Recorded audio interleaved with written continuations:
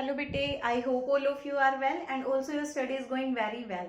Last time हमने क्या किया था? लास्ट टाइम हमने बायट-स्वार्ट्ज लॉ की एप्लीकेशंस की थी। ठीक है, हमने कम्प्लीटली निकाल लिया था बायट-स्वार्ट्ज लॉ को यूज करके कि अगर किसी लूप के थ्रू करंट फ्लो कर रहा है तो कैसा करंट, तो जो मैग्नेटिक फील्ड होगा वो कितना होगा, या फिर किसी कंडक्टर के थ्रू कर रहा है तो मैग्नेटिक फील्ड कितना होगा। तो वो किस साइंटिस्ट ने दिया था? वो दिया था बायो-सावा ने। ठीक है, तो हमने उसको बोला बायट-स्वार्ट्ज लॉ। अब नेक्स्ट एक और नए साइंटिस्ट आए, उनका नाम था एम्पियर। ओके, एम्पियर था उनका नाम। और एम्पियर ने क्या सोचा? एम्पियर ने ये सोचा कि जब बायट-स्वार्ट्ज ने अपने हिसाब से, अपनी कैलकुलेशंस के हिसाब से अपना लॉ दे दिया, उन्हें जो लगा उन्होंने बता दिया, तो क्यों ना मैं भी अपना एक लॉ बना दूं, मैं भी अपने हिसाब से लॉ बना दूं। तो उन्होंने क्या किया? उन्होंने एक कंडक्टर लिया। कंडक्टर करके, मतलब जब दिमाग में ऐसी चीज आती है तो फिर क्या करेंगे? अपना एक्सपेरिमेंट्स करेंगे, क्योंकि ला देने के लिए तो एक्सपेरिमेंटली वो चीजें प्रूव होनी चाहिए ना, तभी तो वो चीजें ला बनेंगी। तो उन्होंने क्या किया? एक स्ट्रेट कंडक्टर लिया। मान लो दिस वन इज कंडक्टर। ठीक है, उन्होंने क्या माना, इसमें करंट जो फ्लो हो रहा था वो उनको पता था कि भाई इतना करंट मैं दे रहा हूं। उसके साथ उन्होंने देखा कि यहाँ पर, जैसे उन्होंने इसके अराउंड एक सर्कल कंसीडर कर लिया। ठीक है, सर्कल कंसीडर कर लिया तो उन्होंने देखा कि जैसे ही यहाँ पर वो जा रहे हैं तो यहाँ पर उन्होंने रेडियस देखा 1 सेंटीमीटर है। ठीक है, और इस कंडक्टर की वजह से यहाँ पर इस पॉइंट पर कितना मैग्नेटिक फील्ड है? 500। ठीक है, यहां पर देखा 500 टेस्ला, यहां पर देखा 500 टेस्ला, मतलब इस रेडियस के थ्रू वो जितना गए उसमें कितना है? 500 टेस्ला मैग्नेटिक फील्ड है। ठीक है, लेकिन इस टाइम पे उनका रेडियस कितना था? रेडियस 1 था, और जो मैग्नेटिक फील्ड आ रहा था वो कितना आ रहा था? 500। ठीक है, और जो करंट फ्लो कर रहा है कंडक्टर में वो कितना है? 500 एम्पियर। ये करंट उसमें फ्लो कर रहा है। अब नेक्स्ट उन्होंने क्या किया? वो उन्होंने और थोड़ी सी दूरी पर कंसिडर किया। ठीक है, उन्होंने थोड़ी सी दूरी पर कंसिडर किया, इसको 10 मीटर पर कंसिडर कर लिया। जो पॉइंट उन्होंने पहले 1 मीटर पर कंसिडर किया था, अब वो उन्होंने कितने मीटर पर कंसिडर किया? 10 मीटर पर। तो जैसे उन्होंने 10 मीटर पर देखा तो उन्होंने देखा कि ये मैग्नेटिक फील्ड कितना हो गया है? 50। ठीक है, नेक्स्ट उन्होंने जो आर की वैल्यू ली वो कितनी ली? 10। तो मैग्नेटिक फील्ड की वैल्यू उन्होंने देखी कि कितनी आ रही है? 50 आ रही है। ठीक है, ये उनका कंडक्टर था। ये यहाँ पर देखो, पहले तो उन्होंने लिया ये 1 मीटर वाला। ठीक है, 1 मीटर। फिर ये उन्होंने दूसरा जो लिया वो कितना लिया? 10 मीटर पर। तो इसके लिए तो मैग्नेटिक फील्ड की वैल्यू थी 500, इसके लिए थी 50। तो उन्होंने यहां से क्या देखा कि दोनों का प्रोडक्ट अभी भी कितना आ रहा है? प्रोडक्ट 500। यहां पर भी प्रोडक्ट क्या है? 500। बी इंटू में आर, तो ये जो प्रोडक्ट है ये कितना है? 500 है। फिर उन्होंने ये वाली जो डिस्टेंस थी ये कितने पर ले ली? 50 पर। ठीक है, ये जो डिस्टेंस है ये कितने पर ली? 50 पर। तो मैग्नेटिक फील्ड की वैल्यू उन्होंने कितनी देखी? 10 हो गई। तो यहां से आर की वैल्यू जैसे उन्होंने 50 की, तो मैग्नेटिक फील्ड की वैल्यू कितनी हो गई? 10। लेकिन प्रोडक्ट फिर भी कितना आ रहा है? 500। फिर उन्होंने क्या देखा? ये सब उन्होंने करके देखा, हम ये चीज मान रहे हैं। ठीक है, कि उन्होंने इस तरह से, उन्होंने छोटी डायमीटर ली थी, अदरवाइज 50 मीटर तो सोचो कितनी दूर होता है। ठीक है, तो उन्होंने कम लिया होगा, 500 सेंटीमीटर, कुछ इस तरह से। ये सिर्फ आप लोगों को समझाने के लिए है कि इस तरह से उन्होंने अपने एक्सपेरिमेंट को किया था। ठीक है, एक रूप दिया था, इस तरह से उन्होंने अपने एक्सपेरिमेंट की पूरी स्टडी की थी। फिर उन्होंने देखा कि ये 500 ले लिया, आर कितना ले लिया? 500। तो देखा कि हर एक पॉइंट पर बी कितना है? 1, और प्रोडक्ट कितना है? फिर भी 500। मतलब यहां पर भी देखा, छोटे छोटे करंट एलिमेंट्स लेकर देखा फिर उन्होंने हर एक पॉइंट पर। ठीक है, इसमें भी इसी तरह छोटे छोटे पॉइंट्स पर देखा, तो हर एक जगह पर उन्हें मैग्नेटिक फील्ड की वैल्यू मिल तो रही थी कांस्टेंट, बस चेंज किस में हो रहा था? रेडियस के साथ मैग्नेटिक फील्ड की वैल्यू में चेंज हो रहा था। लेकिन जब वो प्रोडक्ट कर रहे थे दोनों का, किस किस का? बी का, और जो उन्होंने छोटा सा प्रोडक्ट लिया है डीएल का, वो क्या आ रहा था? बिल्कुल सेम आ रहा था। ठीक है, बी और वो छोटा सा जो हम एलिमेंट लेते हैं उसको हम क्या बोलते हैं? डीएल। तो उसको ये जो आ रहा था ये कितना आ रहा था? इसका जो प्रोडक्ट था वो कितना आ रहा था? भाई कांस्टेंट आ रहा था। ठीक है, अब ये अगर कांस्टेंट आ रहा था दैट मीन्स, और वो कांस्टेंट किसके बराबर आ रहा था? करंट के। तो उन्होंने क्या कहा कि यहां से मैं भी क्या करता हूं? अपना एक लॉ दे देता हूं। ठीक है, तो उन्होंने यहां से अपना एक लॉ दे दिया, और उसको हम क्या बोलते हैं? उसको हम बोलते हैं एम्पियर सर्क्यूटल लॉ। ठीक है, वो जो हमारे पास लॉ है उसका नाम है हमारे पास एम्पियर सर्क्यूटल लॉ। और इन्होंने ये जो लॉ दिया ये किस तरह से दिया, अब वो देखते हैं हम। उन्होंने क्या कहा कि हमारे पास कोई भी एक कंडक्टर है, ठीक है, एक हमारे पास ये कंडक्टर है, इसके अराउंड उन्होंने क्या कंसिडर किया, एक क्लोज्ड लूप कंसिडर किया।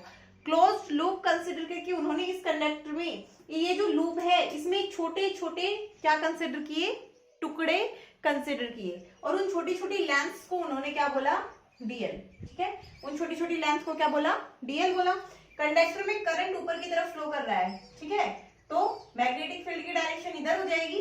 अब उन्होंने डीएल की डायरेक्शन किस तरह से मान ली, डीएल की डायरेक्शन ऑलवेज कहाँ होती है, ये तो हो गया डीएल। ठीक है, इतना छोटा सा अगर मैंने माना तो ये हो गया डीएल। अगर मैं इसको वेक्टर लगाना चाहूँ तो इसकी डायरेक्शन होनी चाहिए, डायरेक्शन क्या होगी, इस पॉइंट पर इसकी टेंजेंट, मतलब इधर की साइड इसकी डायरेक्शन। तो जो डीएल है और बी की डायरेक्शन ये दोनों ही सेम थी, तो angle between B and DL, angle between B and DL कितना बन गया था, 0 डिग्री। ठीक है, तो हम अगर बी डीएल लिखना चाहें, बी डीएल, तो ये क्या बन जाता है, क्या बन जाएगा, बी डॉट डीएल हमारे पास बी डीएल कोस थीटा, और ये इसको हम किस तरह से लिख सकते हैं, बी डीएल के फॉर्म में लिख सकते हैं, बिकॉज कोस 0 आएगा यहाँ पर और कोस 0 की वैल्यू क्या हो जाएगी, 1 हो जाएगी। तो उन्होंने अपने लॉ से क्या कहा कि कोई भी कंडक्टर है उसमें करंट फ्लो कर रहा है, उसके अराउंड आप क्या कीजिए, एक क्लोज्ड पाथ कंसिडर कीजिए। ठीक है, उसके अराउंड एक क्लोज्ड पाथ कंसिडर करो, और उस पाथ पर छोटे छोटे छोटे छोटे क्या करो, करंट एलिमेंट्स कंसिडर करो, और उन सारे करंट एलिमेंट्स का उनके मैग्नेटिक फील्ड के साथ जो प्रोडक्ट है, प्रोडक्ट लो, फिर उनका सम कर दो, तो वो जो आएगा वो किसके बराबर आएगा, एक कांस्टेंट के बराबर आएगा। ठीक है, वो किसके बराबर आएगा, एक कांस्टेंट के आएगा। तो ये बीडीएल किसकी वजह से हो गया, एक छोटे से टुकड़े की वजह से, फिर यहाँ पर यहाँ पर यहाँ पर इस तरह से। तो उन्होंने क्या कहा कि जो ये होगा बीडीएल, आपको इसका सम करना है। आप सम जब करना है तो अगर थोड़ी बहुत वैल्यू होती है हम डायरेक्ट सम कर देते, लेकिन ये तो क्या है, बहुत ही छोटे छोटे तो टुकड़े हैं। दूसरा ये क्या है, हमारे पास बहुत ज्यादा नंबर में है, तो हम इनका क्या कर देंगे, इंटीग्रेशन। और इंटीग्रेशन भी किस पर करेंगे, एक क्लोज्ड पाथ पर इंटीग्रेशन करेंगे। ठीक है, क्लोज्ड पाथ पर हम क्या करेंगे, इनका इंटीग्रेशन करेंगे। क्यों, क्योंकि हमने क्लोज्ड पाथ कंसिडर किया है इसके अराउंड। ठीक है, और ये किसके बराबर होगा, म्यू नोट आई, ऑलवेज किसके बराबर होगा, म्यू नोट आई के बराबर होगा।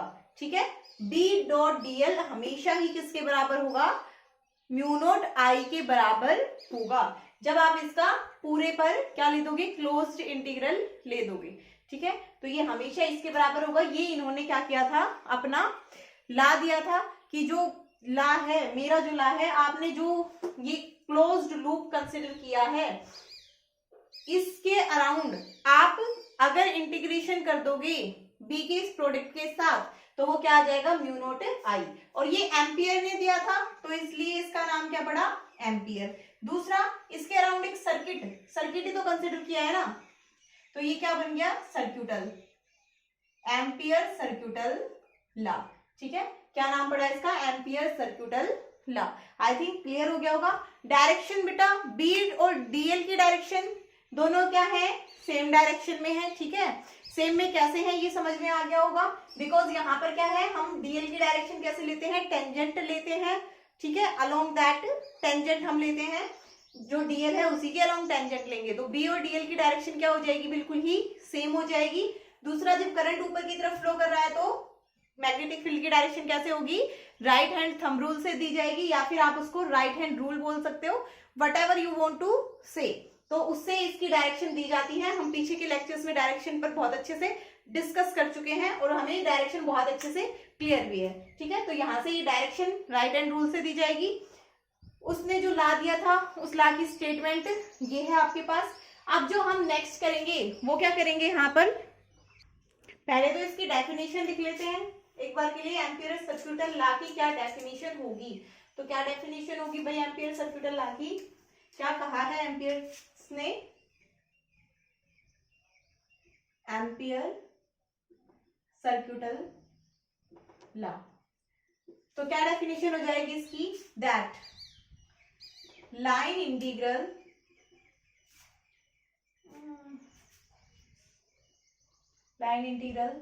ऑफ मैग्नेटिक फील्ड इंडक्शन, मतलब B induction over a closed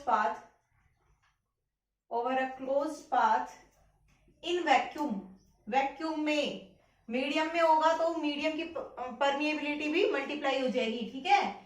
in vacuum is mu not times the current flowing through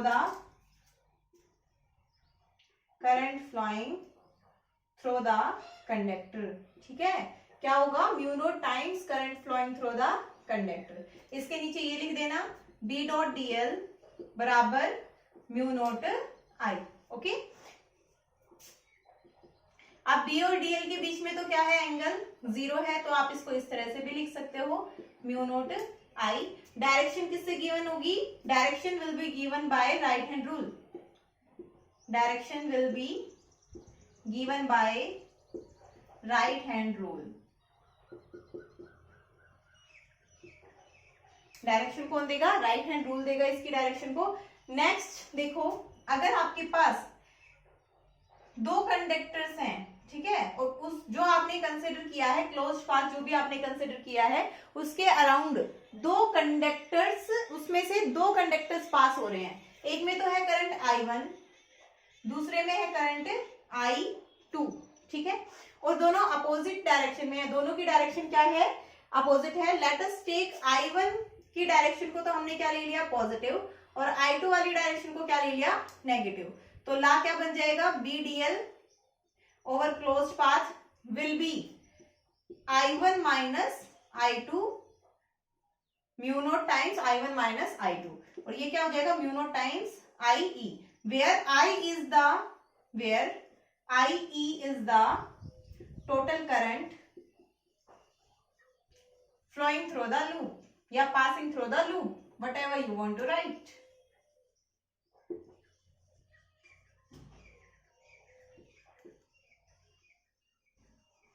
ठीक है, तो ये इस तरह से आपका हो गया एम्पियर सर्क्यूटल लॉ कंप्लीट। अब हम देख लेते हैं इसका प्रूफ, क्योंकि प्रूफ के बिना तो हम कुछ भी नहीं मानेंगे। ऐसे ही थोड़ी ना कि आपने आकर ला दे दिया और हम उसको मान लेंगे, आप कुछ भी आके बोल दोगे और हम मानते जाएंगे, है ना। प्रूफ दो मैम, हमें तो प्रूफ चाहिए। तो आप देखो, लिखो next, proof by considering a circular closed path. एक सर्कुलर क्लोज्ड पाथ कंसीडर करके हम क्या करेंगे, अब यहां पर पहले इसका प्रूफ देखेंगे। तो देखो, ये है कंडक्टर, ठीक है, इसके अराउंड ये आपने सर्कुलर पाथ क्या किया है, कंसीडर किया है। आपको इस पॉइंट P पर क्या निकालना है, मैग्नेटिक फील्ड निकालना है। तो ये स्ट्रेट कंडक्टर है, इनफाइनाइट लेंथ का कंडक्टर हमने कंसीडर किया है। You have to write that, let us consider we have a straight conductor having, और इस कंडक्टर का नाम देना चाहो तो नाम भी दे देना, straight conductor XY of infinite length, and we want to find magnetic field at point P which is at a distance R from the conductor, ठीक है। ये यहां पर हो गया हमारे पास DL हमने मान लिया इस डायरेक्शन में, और मैग्नेटिक फील्ड भी क्या होगा, इसी डायरेक्शन में होगा, B की भी इसी डायरेक्शन में होगी। Then magnetic field induction at point P will be given by, then B at point P will be given by, हम निकाल चुके हैं बेटा ये तो, ठीक है। फॉर्मूला किस किस को याद है, जरा बताओ जल्दी से, मुझे लिख के बताओ जल्दी से। बी लिख दिया मैंने, याद ही नहीं है, नालायक को पढ़ते ही नहीं हो। देखो, B mu naught upon 4 pi 2I upon R, ये होता है। कब होता है ये, स्पेशल केस था जब हमारे पास इनफाइनाइट लॉन्ग कंडक्टर हो, ठीक है। अदरवाइज जो हमारे पास फॉर्मूला आया था वो क्या था, mu not upon 4 pi 2I upon R sine φ1 plus sine φ2, ठीक है, वो था। बट यहाँ पर हमारे पास क्या है, लॉन्ग स्ट्रेट कंडक्टर जब हमने माना है तो दोनों ही एंगल किसके बराबर हो जाएंगे, 90 के बराबर हो जाएंगे, और वहां से क्या आ जाएगा 1 + 1 2। ठीक है, तो ये हमारे पास है किसकी वजह से मैग्नेटिक फील्ड, इस कंडक्टर की वजह से मैग्नेटिक फील्ड, जिसमें करंट कितना फ्लो कर रहा है, I करंट फ्लो कर रहा है। हमें इसकी वजह से मैग्नेटिक फील्ड निकालना है at a point P which is at a distance R from the conductor. ठीक है, तो ये हो गया हमारे पास, कोई डाउट नहीं है। अब नेक्स्ट देखो, अब हमें क्या करना है, हमें तो अपना एम्पियर सर्क्यूटल लॉ प्रूव करना है। ठीक है, तो लेट अस कंसीडर, और उसके लिए हमें सबसे पहले क्या करना पड़ता है, जब भी हम एम्पियर सर्क्यूटल लॉ को वेरीफाई करना चाहेंगे कहीं पर भी, तो जैसे हम गॉस लॉ के लिए करते थे इलेक्ट्रोस्टैटिक्स में, उसी तरह यहाँ पर हम क्या करेंगे, किसको कंसिडर करेंगे, वहां पर गॉसियन सरफेस कंसिडर करते थे, यहाँ पर एक क्लोज्ड लूप को हम कंसिडर करेंगे। ठीक है, तो let us consider a closed loop around conductor having radius r,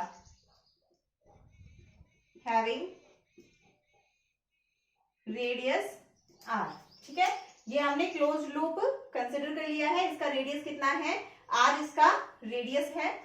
तो इसकी वजह से जो मैग्नेटिक फील्ड आना चाहिए वो कितना आना चाहिए, B.dl बराबर μ0I आना चाहिए। ठीक है, put value of B left hand side low, proof करना है तो left hand side low, B.dl, value of B put कर दो फ्रॉम इक्वेशन फर्स्ट, तो क्या हो जाएगा, B की वैल्यू कितनी है, μ0/4π 2I/r.dl।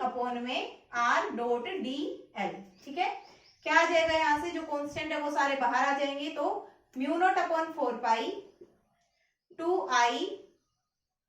2I/r, because r is also a constant, r is the radius of this closed path, और ये क्या है, dl ओवर क्लोज्ड पाथ। तो dl छोटे छोटे टुकड़े हमने इस क्लोज्ड पाथ पर ही तो कंसिडर किए हैं, तो इसका कंप्लीट जब हम dl लेंगे, इंटीग्रेशन करेंगे, तो वो किसके बराबर आ जाएगा, 2πr के बराबर आ जाएगा। ठीक है, सर्कमफ्रेंस ऑफ द सर्कल, तो ये किसके बराबर आ जाएगा, μ0/4π 2I, ये तो अब हट ही जाएगा, 2I/r इंटू 2πr, कैंसिल कर दो जो कैंसिल हो रहा है, ये तो सारा कैंसिल हो गया, बचा क्या, μ0I, and this is equal to right hand side, hence proved.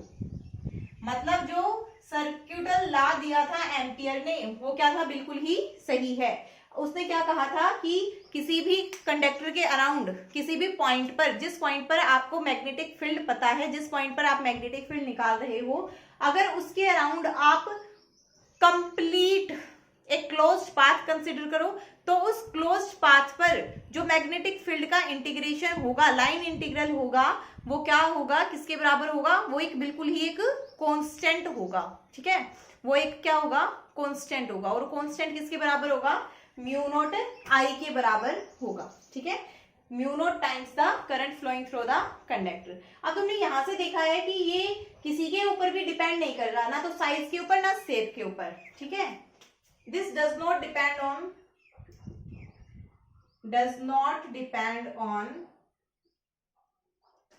Shape and size of path chosen. जो पाथ हमने चूज किया है उसकी शेप साइज पर तो डिपेंड ही नहीं किया, बिकॉज मैंने यहाँ पर क्या किया था, कैसा पाथ कंसिडर किया था, सर्क्यूटल के लिए क्लोज्ड सर्कुलर पाथ कंसिडर किया था। अब जब सर्कुलर पाथ कंसिडर किया है तो क्या हो रहा है, यहाँ पर आर तो कहीं पर आया ही नहीं, पाथ का कोई जिक्र ही नहीं है, सिर्फ μ0I है। That means it does not depend on size and shape of the surface या फिर क्लोज्ड पाथ। आप किसी भी तरह का कोई भी क्लोज पाथ कंसिडर कर लो, ये डिपेंड ही नहीं करता है उस चीज के ऊपर। तो ये भी कैसे होगा, अब प्रूव करके दिखाओ भाई कि नहीं करता। यहां से वैसे हमने देख लिया है कि नहीं करता, तो अब एक और हम कंसिडर कर लेते हैं। अभी तो हमने क्या माना है, सर्कुलर क्लोज पाथ इसके अराउंड माना है। अब हम मान लेते हैं एक arbitrary closed path around the conductor. Conductor के अराउंड एक आर्बिट्रेरी क्लोज्ड पाथ मान लेते हैं। प्रूफ बाय कंसिडरिंग एन एक आर्बिट्रेरी क्लोज्ड पाथ हम इसके अराउंड कंसिडर करेंगे अगर, तो क्या आएगा हमारे पास, let us say we have a conductor XY, current I is flowing through the conductor. Okay, we have to find magnetic field at point P। हमने magnetic field at point P पर हमें क्या करना है, फाइंड आउट करना है, ठीक है। अब यहाँ पर मैग्नेटिक फील्ड P पर तो हम जब लिखना चाहेंगे तो हम सीधा लिख सकते हैं, magnetic field at point P क्या हो जाएगा हमारे पास, B बराबर म्यू नॉट अपॉन 4 पाई, वही फॉर्मूला है 2I अपॉन में R। अगर ये डिस्टेंस कितनी है R, बट क्या यहाँ पर हम कंप्लीटली इस पूरे क्लोज पाथ के अलोंग जाएंगे। अब नेक्स्ट हम लिखेंगे late us consider the arbitrary close path around the conductor. तो अब जब हम इस क्लोज पाथ पर जा रहे हैं तो ये देखो, ये A B मान लिया, ठीक है। ये छोटा सा करंट एलिमेंट मैंने माना है DL1, ओके, DL1। O इसको A मान लू, इसको B, ओके। अब ये फिर अगला करंट एलिमेंट मैंने मान लिया C, ये एक अगला करंट एलिमेंट मान लिया D, ठीक है। क्योंकि इसके कोई डेफिनाइट शेप तो है नहीं कि मैं बाद में इंटीग्रल कर दूंगी, तो मुझे तो अलग अलग चाहिएगा ना। अब मैं अलग अलग देखती हूँ, यहाँ पर देखो ये एंगल कितना मान लू मैं, d(θ1), ये एंगल d(θ2), ये एंगल d(θ3), ठीक है। इस तरह से मान लू, ये डिस्टेंस मान लू R1, ये R2 मान लू, ठीक है, ये मान लू R3, ओके। अब ये मैंने मान लिया कंप्लीट। तो इसके बाद देखो नेक्स्ट क्या करेंगे हम, अभी से मत मानो भाई ये वाले डिस्टेंसेस, इनको ना कुछ नाम मत दो अभी से, ठीक है। अब देखो लेट अस से AB बराबर DL1, हमने क्या माने हैं, छोटे छोटे करंट एलिमेंट्स माने हैं, BC बराबर DL2, CD बराबर DL3, ठीक है। ये DL1 हो गया, ये DL2 हो गया, ये DL3। Let us consider our close path is made up of a number of small current elements, ठीक है। And we write here AB बराबर DL1, BC बराबर DL2, CD बराबर DL3 एंड सो ऑन, ठीक है। इस तरह से चलते जा रहे हैं, कंप्लीटली हम यहां तक इसको ले आएंगे छोटे छोटे करंट एलिमेंट्स को कंसिडर करके। अब नेक्स्ट आप लोग लिख लो, late d(θ1), d(θ2), d(θ3) be the angle subtended at the center,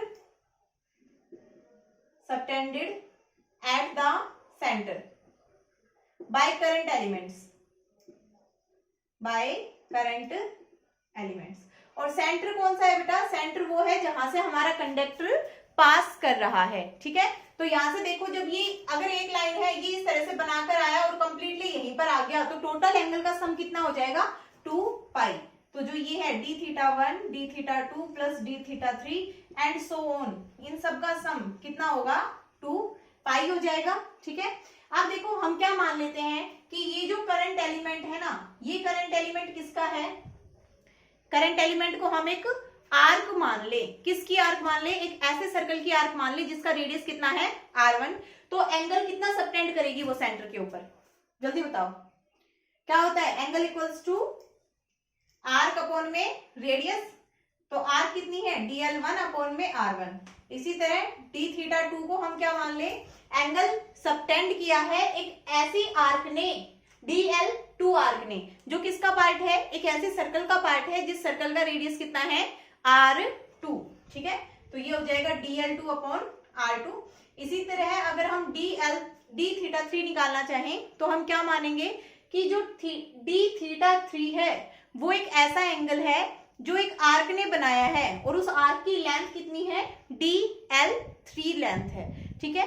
और वो आर्क किसका पार्ट है, एक सर्कल का पार्ट है जिसकी जो रेडियस है वो कितनी है,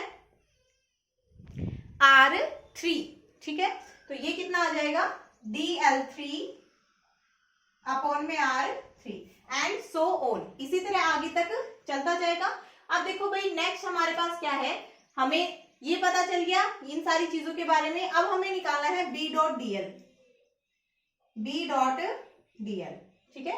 तो B की वैल्यू पुट कर दो, यहां पर क्या है, म्यू नॉट अपॉन 4 पाई, यहां पर 2I अपॉन में R। अब R कौन सा लिखोगे यहां पर, ठीक है। R क्या है, हर एक के लिए अलग अलग होगा, तो हर एक करंट एलिमेंट के लिए आर क्या होगा, अलग अलग।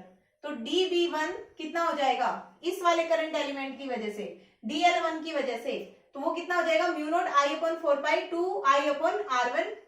dv2 कितना हो जाएगा, mu not upon 4 pi 2 I upon r2। dv3 कितना हो जाएगा, mu not upon 4 pi 2 I upon r3 and so on. ठीक है, अब जब हमें निकालना होगा तो हम क्या करेंगे, यहां पर एक स्टेप और लिख लो बेसिक से तुम। ठीक है, dv1 plus dv2 plus dv3, हम इन सबका क्या करेंगे, समी तो करेंगे, तभी तो हमारे पास टोटल b आएगा। अभी हमारे पास टोटल b ही नहीं है, तो हम बाकी कैसे निकाल दें। ठीक है, तो सबसे पहले तो हमारे पास यही पंगा है। रुको रुको भाई, ये dv1 तो बायोट-सावर्ट्स लॉ में आता है, ये इधर कैसे आएगा। अब देखो यहां पर हम जो लिखेंगे वो कैसे लिखेंगे, फिर इसको b1 dot dl1 plus p2 dot dl2। Dot ना भी लगाओ क्योंकि हमें पता है कि जो मैग्नेटिक फील्ड है और dl है उसके बीच में एंगल कितना है, 0, plus b3 dl3 plus and up to so on. यहां पर सबकी वैल्यूज पुट कर दो। b1 की वैल्यू कितनी है, म्यू नॉट अपॉन में 4 पाई dl1 2i अपॉन में r1 dl1 प्लस b2 की वैल्यू कितनी है, mu not upon 4 pi 2i upon r2 into dl2 plus b3 की वैल्यू कितनी है, mu not upon 4 pi 2i upon r3 into में dl3 and up to so on. ठीक है, अब जो कांस्टेंट है उसको हम बाहर ले लें अगर, तो क्या हो जाएगा, mu not upon 4 pi 2i, ये तो सभी में कॉमन है। अब यहां पर क्या बनेगा, dl1 upon r1 plus dl2 upon r2 plus dl3 upon r3 and up to so on बनेगा। इनकी जगह देखो, dl1 अपॉन r1 बराबर है d theta 1, dl2 upon r2 है d थीटा 2 के बराबर, तो ये हो जाएगा mu not upon 4 pi 2i, ये d theta 1 plus d theta 2 plus d theta 3 and up to so on. ठीक है, नेक्स्ट यहां से इस पूरे की वैल्यू कितनी है, 2 पाई। ये देखो ये हमने निकाल रखी है, पूरे की वैल्यू कितनी है, 2 पाई। तो ये पुट अप कर दो यहाँ पर, mu naught upon 4 pi 2i into में 2 पाई, जो कैंसिल हो रहा है उसको कैंसिल कर दो, क्या बच गया, म्यू नॉट i। तो चाहे आप आर्बिट्रेरी, हैंस प्रूव्ड,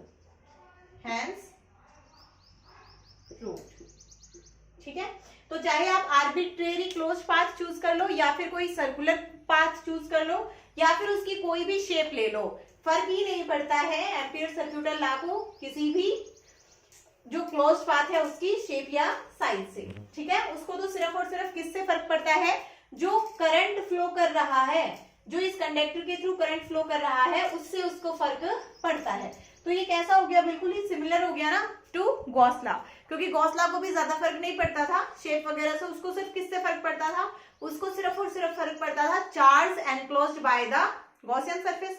यहाँ पर किससे फर्क पड़ता है एम्पियर को, यहाँ पर एम्पियर को फर्क पड़ता है सिर्फ और सिर्फ किससे, current passing through the closed path. अगर करंट चेंज हो रहा है then it will change, otherwise it will not change, otherwise ये क्या रहेगा, बिल्कुल सेम रहेगा। फिर आप इजीली कर सकते हो इसको। ठीक है, नेक्स्ट अब हम जो टॉपिक देखेंगे वो क्या देखेंगे, नेक्स्ट हम देखेंगे एप्लीकेशंस ऑफ एम्पियर सर्क्यूटल लॉ। ठीक है, इसकी एप्लीकेशंस देखेंगे, और वहां पर अगर हम गॉसियन सरफेस कहते थे क्लोज्ड पाथ को, तो यहाँ पर उस क्लोज्ड पाथ को हम क्या कहते हैं, एम्पीरियन लूप। ठीक है, यहाँ पर क्या कहते हैं उसको, एम्पीरियन लूप कहते हैं। अब हम नेक्स्ट देखेंगे एप्लीकेशंस ऑफ एम्पियर सर्क्यूटल लॉ। अब एम्पियर सर्क्यूटल लॉ की एप्लीकेशंस हम देखेंगे तो उसमें क्या करेंगे, हम उस लॉ को अप्लाई करने से पहले सबसे पहले भी हम क्या कंसिडर करेंगे, we will consider Amperian loop. ठीक है, क्लोज्ड पाथ कंसिडर करेंगे जिसको हम बोलेंगे एम्पीरियन लूप, जिसके हर एक पॉइंट पर पहली कंडीशन क्या है, या तो जो मैग्नेटिक फील्ड है वो क्या होगा, सेम डायरेक्शन में होगा, किसके, करंट एलिमेंट की। ठीक है, जो मैग्नेटिक फील्ड है वो क्या होगा, सेम डायरेक्शन में होगा करंट एलिमेंट के, मतलब टेंजेंशियल होगा लूप के, B is tangential to loop, और नॉन जीरो कांस्टेंट होगा, नॉन जीरो कांस्टेंट। ठीक है, सेकंड क्या होगा हमारे पास, या तो बी वैनिश कर रहा होगा, बी होगा ही नहीं, बी जीरो होगा, और थर्ड क्या हो सकता है, B is normal to the loop. ये अब जब हम एप्लीकेशंस पढ़ेंगे उसमें क्लियर हो जाएगा कि कभी तो हम जो लूप कंसीडर करेंगे बी की डायरेक्शन होगी वो उसके परपेंडिकुलर होगी उस लूप के, कभी कभी बी वैनिश हो जाएगा, मतलब बी होगा ही नहीं उस लूप पर, और कभी कभी क्या होगा, बी टेंजेंशियल होगा उसके हर एक पॉइंट पर, जो लूप हमने कंसीडर किया है उस लूप के हर एक पॉइंट पर। अब हम ये एप्लीकेशंस देखेंगे कंप्लीटली, वो हम करेंगे कल। ठीक है, आज के लिए इतना ही काफी है।